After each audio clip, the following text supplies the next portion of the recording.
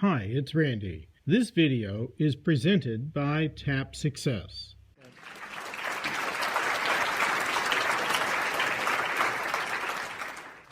This is powerful and this really works. I've had some really fun experiences once I got involved with learning what Abraham, the teachings that you and Jerry are putting out. In doing so, so many things have changed in my life. Just recently, I've had the opportunities to go and do a few things that I never thought were going to be possible. Subsequently, I let go of a lot of things and found myself vulnerable and put belief in some other people, and then things changed. But things happen for a reason. And when I decided to step away from a living situation and a job I was working at, I could do whatever I wanted to do. And I asked, I said, what am I supposed to be doing? And a couple of days later, I got a phone call from my sister here in Phoenix, and she said, that they've got a project coming up. And I said, hey, I'm available to come down here and help out. And they said, okay, come on down. And I wouldn't have been able to have that opportunity had I have stayed in what I was doing and not let go of these things. So things are always working out. And even when they don't look like they are, they are. True. And when they look like they are, they really are too. Right. But things are working out for you even when they look like they're not working out for you. And Right. So asking yourself how they might be working out even when it feels like they're not working out is beneficial, because things are always working out for you even when they look like they're not working out for you. They are. Yeah. That's the beauty of it, because on my way down here, I've been wanting to come to one of your workshops for a long time. And I was living in Hawaii, and every time I come to the mainland, I was in a different area from where you were, so I was never able to hook it up. I'm driving down from Oregon, because I left Oregon a few days ago, and coming down here. And I was stopping in the Bay Area to see my kids, and I had a little bit of time, and I went online, and I saw one of the emails that comes out that says, hey, you're going to be in Phoenix. And I said, oh my goodness. I showed up late last night and unloaded my truck and made sure I got over here. The beauty of it all is I didn't know what it was that I was going to be doing or where I was going to be going. And I've been wanting to be at one of your workshops, and then I've been studying the law of attraction and so on for a number of years, and it works. It really does work. What you are seeing and what we are wanting to amplify is that since there are so many things in your vortex, and since your inner being knows what all of them are and how they fit together, when you get into the receptive mode, it's possible for many things that you care about to all be coming into place at the same time. It isn't a linear thing where one good thing leads to another good thing, leads to another good thing, leads to another good thing. 5 good things could lead to 5 more good things, could lead to 100 more good things. When you get into the receptive mode, everything that's in your vortex is now receivable by you. And so don't overthink it. Don't get too involved in trying to trace the steps, but it is very helpful to acknowledge something that you want when it comes about. And as you've heard today all day, that we found a way that you are receiving better than any other way we've described it. That receptive mode and how it plays out, that's such good information. We've been saying for many years, and if you've been listening for a while, you've undoubtedly heard this many times, that there are 2 ways to know how you're doing vibrationally. One is by how you're feeling, and the other is by what's happening. And we've always said that both are good sources of very good information. We will always continue to say that. It doesn't matter if you figured out that you're not in the receptive mode because you feel ornery, or if you figured out that you must not have been in the receptive mode because something you didn't want happened. In other words, it doesn't matter which way you figured it out. But when you start deliberately and consciously making the association between how you felt and what happened, how you felt and what happened, then what begins to happen is more of what you're wanting comes about, because you are more deliberate about the way you're pointing your mind. Is there something specific that you're wanting Yes. from where you now are?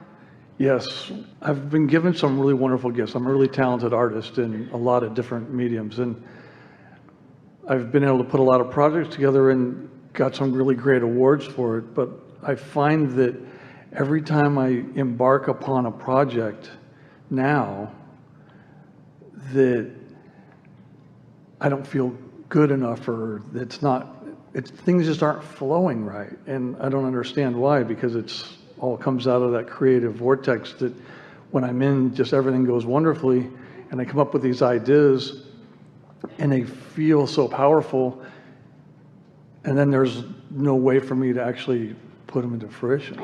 Well, we like the words that you just offered to us, because there are no people who come to understand this receptive mode more quickly or effectively than artists. Because you got to be there in order for what you're painting to turn out or what you're sculpting to turn out. You've already made that association with yourself, that it's not something that you can just be in any mood and it turn out right. You've got to tend to how you feel before you can write the beautiful music, or before you can write the beautiful letter or the beautiful book. In other words, artists understand what alignment is in that way. They understand the creative energy flow.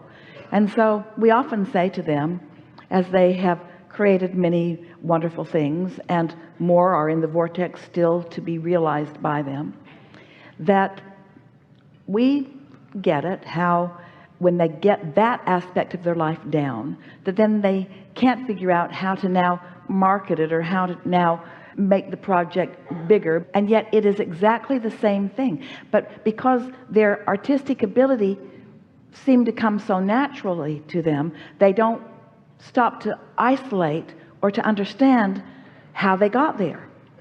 And so it's like this: you get there because you expect to be there. At this point in your life, that's just going to flow. You've done it enough that you don't have doubts about that happening.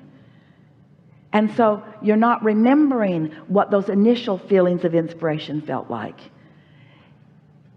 Are you following what we're getting Yes. at? And so you have to find some way of seeing that it's the same thing, that inspiration is inspiration, whether it's about where to have lunch or what color to use in your project, or whether it's about when to be where. In other words, you were describing some ideas of synchronicity that eventually led you to be right here. And you've got to acknowledge that there's another powerful synchronicity that helped us to find you way over there and get you way over here. Things are lining up. And so the best way to get more things to line up is to acknowledge and crow about and milk with everything you've got the things that you are seeing line up.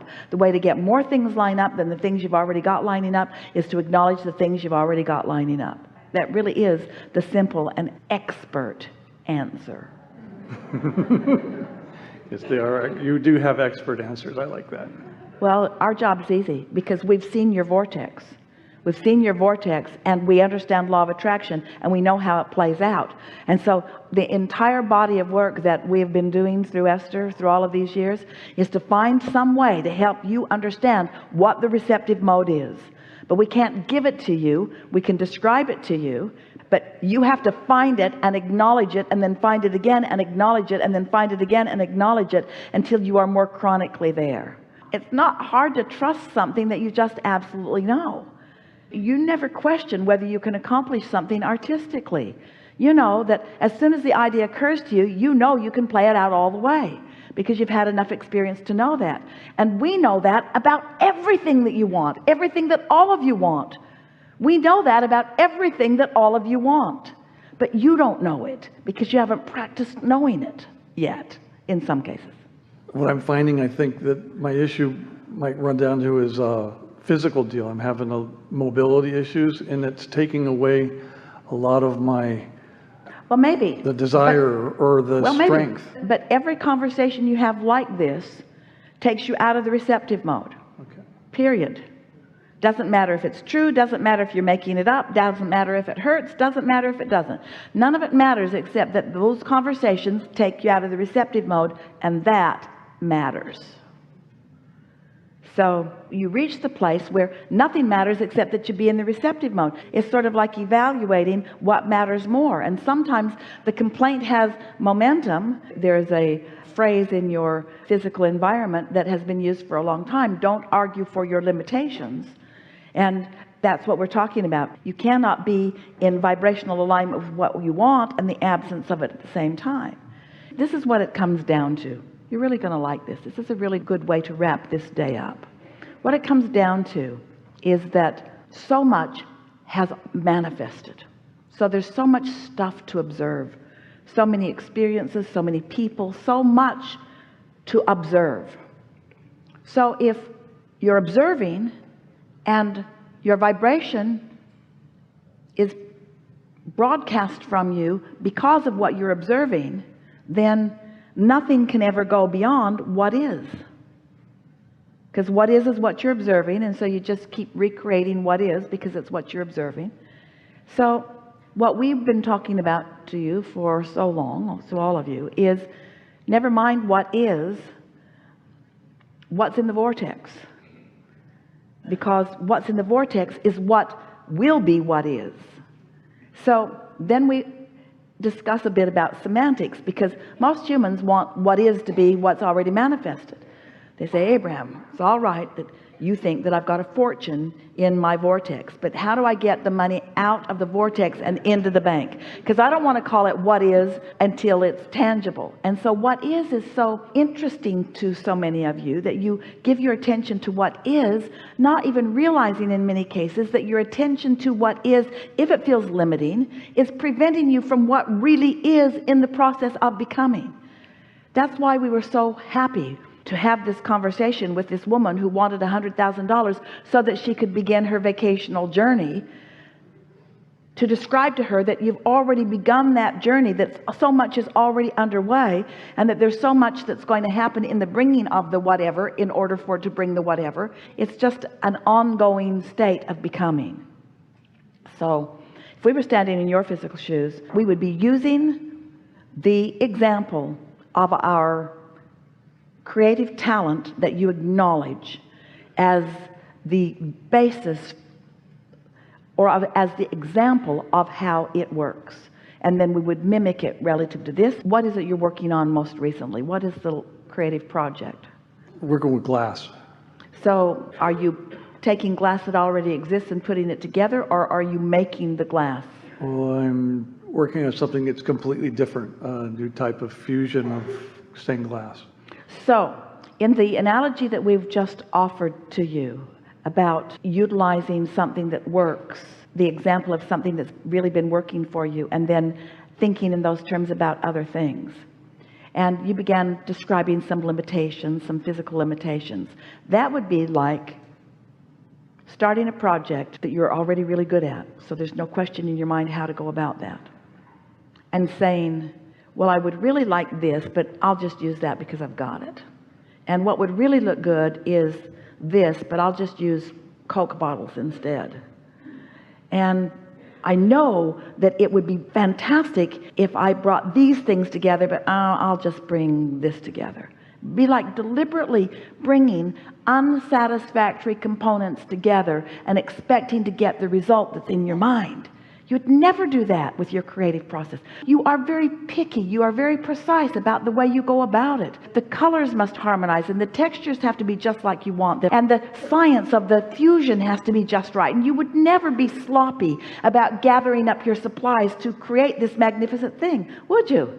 No. And yet it's easy to be sloppy in thinking about it. It's easy to just throw a little junk in it that won't look good by saying I don't feel that good, or I can't do as well now as I could do then, or I'm not as strong as I once was, or I don't have the stamina that once has. That's just like gathering up stuff that isn't going to look good when you're finished and putting it all together. And you never see a sculptor taking a big pile of clay and just throwing it down and then complaining, oh, it didn't turn out right. You expect to gather it up, and that's what we're talking about here.